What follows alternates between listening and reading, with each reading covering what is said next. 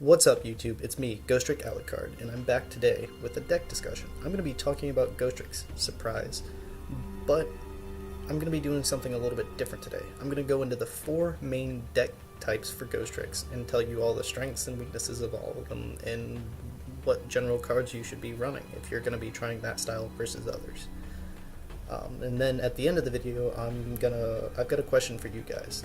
So I want you guys' feedback, so you'll have to get to the end of the video to find out. So let's get into the discussion today, guys.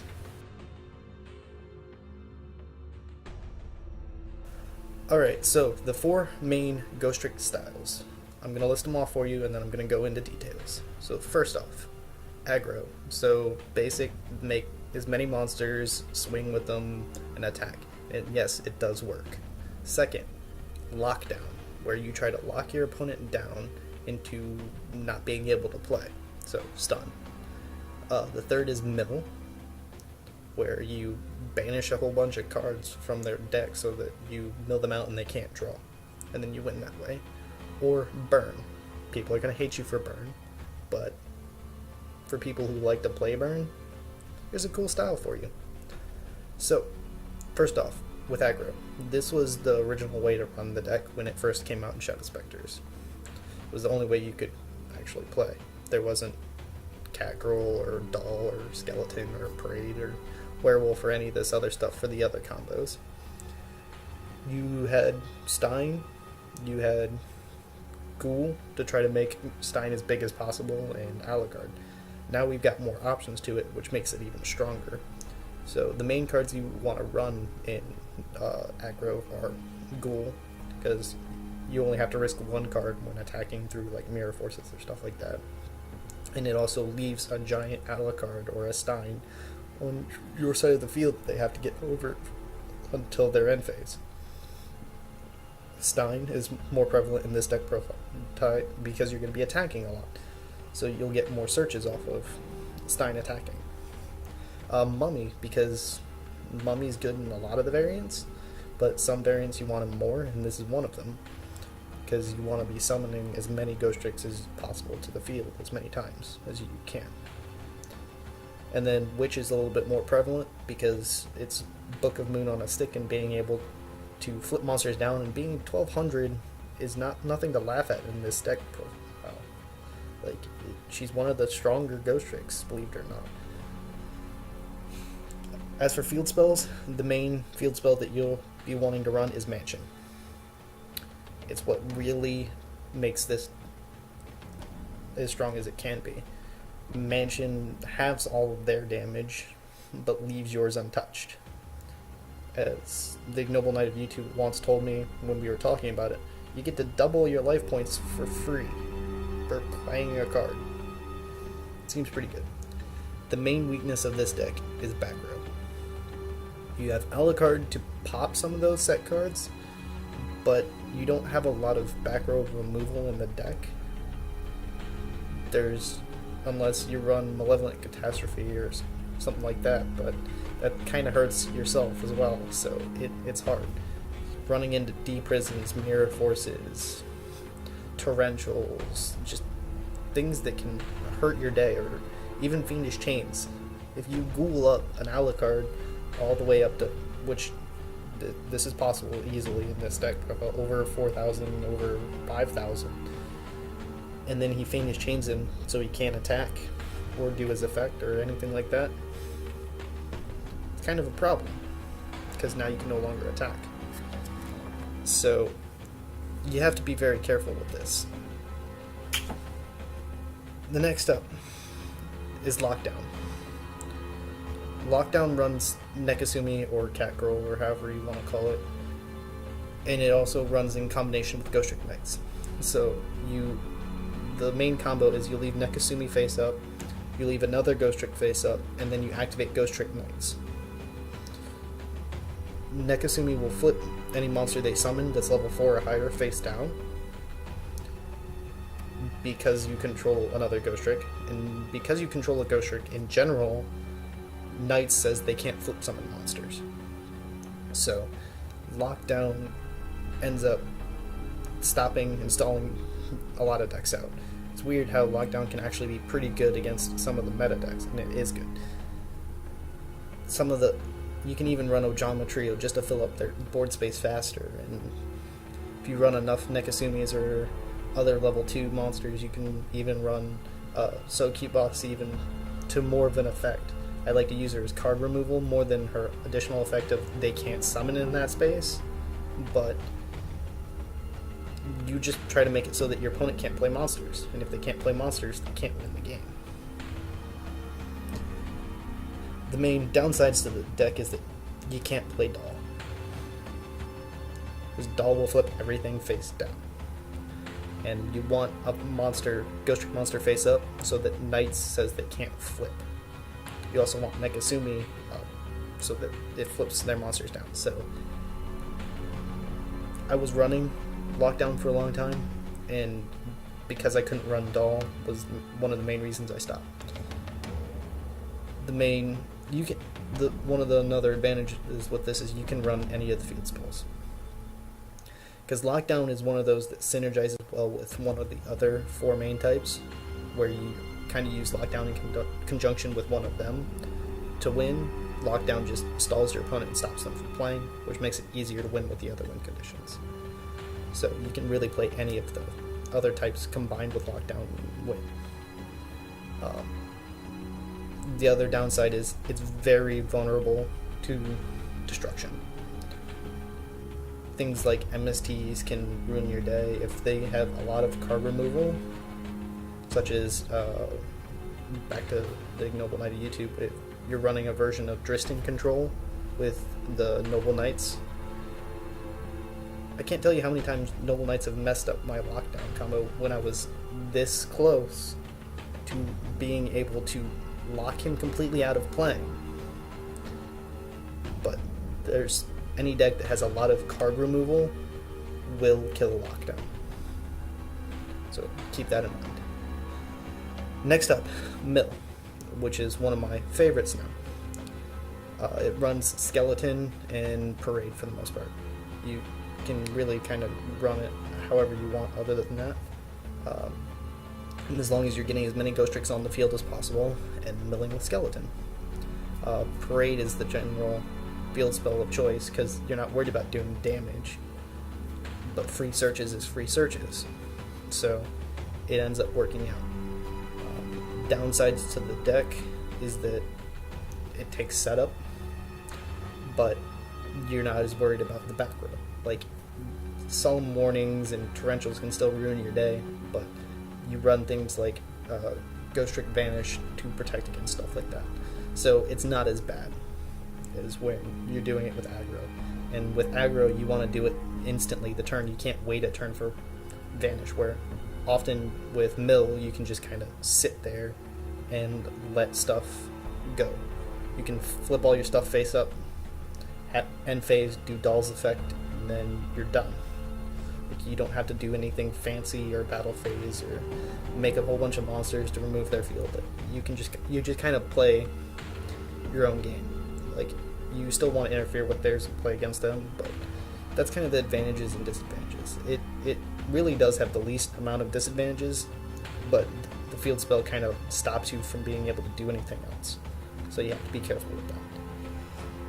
And last up is Burn with Werewolf, and then you want to add other tech cards like Ojama Trio and Ceasefire. Those two being at 2 now is pretty good. Allows for some really cool stuff. And Werewolf helps a lot. Doll flip everything face down. Now on their standby phase, chain a scare to flip Werewolf up, so you burn them for however many cards are set on the field, times 100. If there's 8-9 cards, it's 100 damage. And then you go, alright, once they enter main phase 1, chain Ceasefire. I wouldn't necessarily do it like that. I'd wait for them to make plays so that you're getting the most out of your scares and Ceasefires and stuff like that. But you can burn them pretty quickly with Werewolf and Ceasefire combos, and then you can run other burn cards if you really want to. But you can rack up a lot of damage quickly. Just Desserts is another good one for the deck. The only one of the downsides is that it either works or it doesn't. There's no like midfield, and if it works, people are gonna hate you because you're playing burn. And they're gonna call it a cheesy deck and whatever. It's kind of like playing solitaire, I guess, to them. I don't know. You're not playing against them. You're just burning them. It is what it is. Now, as I talked with Lockdown, you don't have to just do one of the main deck styles. If you really want to focus on one, it'll make that run the best as possible. You can focus on that one. But you can combine them with some leniencies. Some of the good combos are Burn and Lockdown, because Nekasime is going to flip everything face down, so that you can just constantly be burning them with Werewolf for... It's not the greatest as normal, just burn with everything kind of like phase locked, so with like Swords of Concealing Light or something like that, because you can burn them for your cards face down as well. So other good combos, aggro and mill, which is my favorite. I like to be able to run Parade and Mansion, and then with some of the replays I'm going to show you next week when I get it uploaded, I've got some Dev Pro duels where I just swap from doing mill after I mill them, so they've got like 10 cards left in the deck, to a Mansion, because I have a whole bunch of monsters on the field, and swing for like 6,000 damage. Just because I can. Like, and they have no back row available. The ability to swap into being able to swing with a whole bunch of monsters is just phenomenal. Like, once you're set up with Skeleton, why not? Like, put pressure on from two sides. I like being able to do that, because now they have to deal with both instead of just one. It's not just one card they have to deal with. It's a whole bunch of different ones. Aggro and Burn also work pretty well together, because if you attack them a whole bunch, then use Doll's effect, set everything, and then on their turn you flip up a Werewolf so that they get burned for a whole bunch of additional damage. It makes aggro run a little bit faster, but yet slows down your aggro itself, so it's kind of this trade-off. It can work. I've seen it work. I mean, I haven't done it personally because I don't play the burn much. I don't like playing solitaire personally, but it is what it is. But keep in mind that there are some combos that don't work. Burn and mill, it's too much into two completely different aspects. Like, you can't do both. If you do both, you're gonna slow both of them down so that you'll never finish either one of them before your opponent kills you. It's not enough. Like, you have to focus on one or the other. It really is kind of that way. Like, you can get both of them to work on the same turn, where you flip up the Werewolf first, flip up all your other monsters, then you flip up Skeleton and mill them for 5, but it's too much investment into two different paths that you can't really get it to either end. You just are playing this tug of war, which can I try to do first? And it doesn't work out that well. So, and the other combo that doesn't work is Lockdown and Doll. And as I explained earlier, you can't run Doll in a variant that's going to be running Lockdown just because she counteracts what you're trying to do by flipping all your monsters face down. You get a free special summon, and that's cool, but unless you have a scare ready to flip up on their standby phase, to lock them down again, which you can only run 3 scares. 3 of them. So that's 3 turns of being able to do that and get away with Doll. If you have that, that's great, but I feel like that wastes a Ghostrick scare, in my opinion. I like waiting for the opportune moment to interfere with their plays. So it just doesn't work. I tried. Honestly, I did, because I love Doll, and I liked playing Lockdown. It was a lot of fun. But they don't work. So, on to my final notes. What do you guys want to see on my channel? I've got a couple discussions up, and I've got a deck profile up.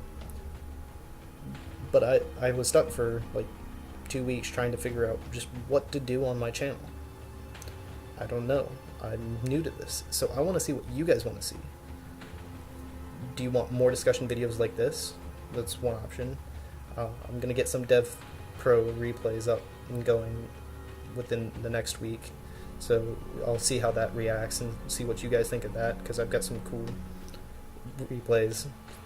Shit, it's sad that some of them got errors, and because I had a good one versus spellbooks where I just absolutely controlled them and destroyed them, which is interesting to see. And I also had another good one against Tellarknights, but error. Oh well. More deck profiles, because I do have other decks. Other decks that I have played are Heretics. I've played Boojins.